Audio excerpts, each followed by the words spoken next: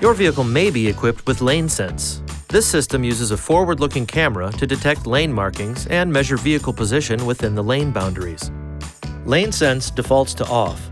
To turn the system on, push the Lane Sense button at the end of the multifunction lever on the left side of the steering column. A message will appear in the instrument cluster display. Push the button again to turn the system off.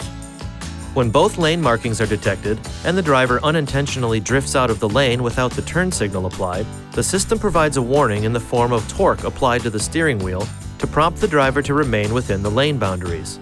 If the driver continues to unintentionally drift out of the lane, the system provides a visual warning through the instrument cluster to prompt the driver to remain within the lane boundaries.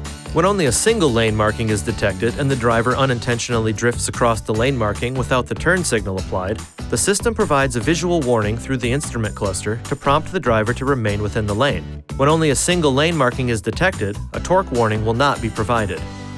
This video is not intended to take the place of your owner's manual.